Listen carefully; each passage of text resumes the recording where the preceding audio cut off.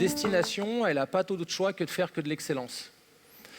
On le voit aujourd'hui, il y a 3 milliards d'internautes, un peu plus dans le monde. Il y en a 2,3 milliards qui se connectent sur TripAdvisor. Ça a beaucoup plus de poids aujourd'hui d'être inspiré par un pairs que de ce que la marque dit elle-même. Est-ce que vous savez maintenant qu'est-ce qui augmente le taux de réachat pour un client? C'est le triptyque RFM, récence, fréquence, montant. Ça paraît barbare et pourtant c'est très simple. Plus j'ai consommé récemment, plus je suis à même de reconsommer. Plus j'ai consommé fréquemment, le nombre de fois où je suis venu, plus je suis à même de reconsommer.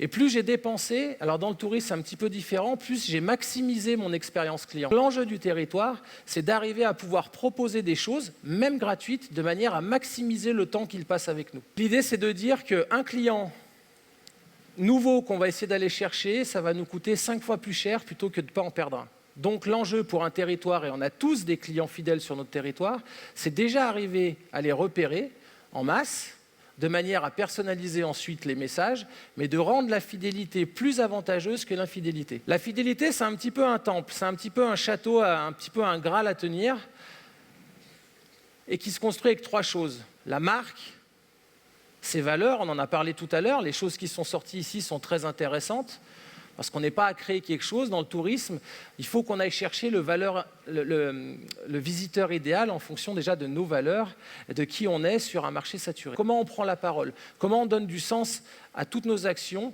non pas en trichant ou en simulant quelque chose, mais en partant déjà de l'intérieur.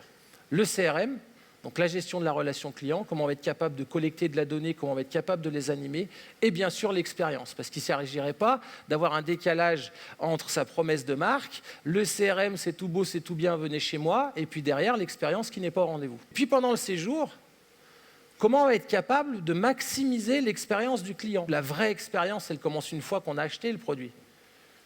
Comment on donne les moyens aux clients de maximiser leur expérience sur notre destination. À J-15, on va commencer simplement à envoyer une vidéo en disant merci, on sait que vous venez bientôt à Val Thorens. Voici ce qui vous attend avec une belle vidéo qui s'ouvre. Mais à J-2, J-1, on travaille sur surtout des conseils pratiques. Quand vous arrivez dans la station, on vous envoie un SMS pour simplement vous dire bienvenue.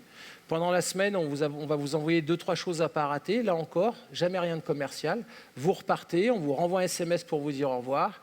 Et J+4, l'enquête de satisfaction, et ensuite vous rebasculez dans le cycle de communication. La première raison pour laquelle un client abandonne sa marque, dans pratiquement 2/3 des cas, c'est parce que la marque ne parle plus avec lui. Sur 100% des clients qui étaient en base de données, là, donc c'est des foyers pour être plus précis, les 47 000 foyers, on voit en 2014-2015, 59% qu'on a réussi à animer, on voit que 29% sont revenus, et on voit que de l'autre côté, quand on ne les anime pas, il n'y en a que 9% qui sont revenus. Donc on l'a croisé dans tous les sens, que ce soit en chiffre d'affaires, en ouverture d'email, etc., etc.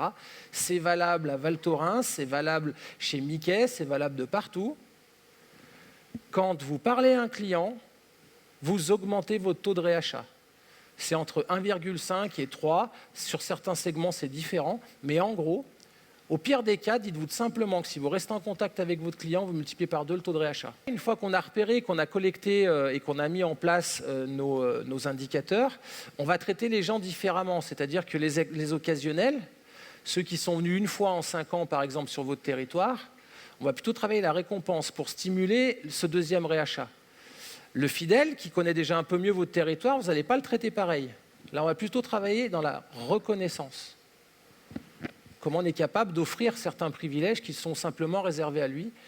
Et ensuite, dans les ambassadeurs, ça c'est le Graal de toutes les marques, c'est quand on a atteint le cœur des gens. Je crois que c'est ça notre métier, hein, gagner l'amour de nos clients. Quand on a gagné l'amour de nos clients, en fait, ils font le travail pour nous.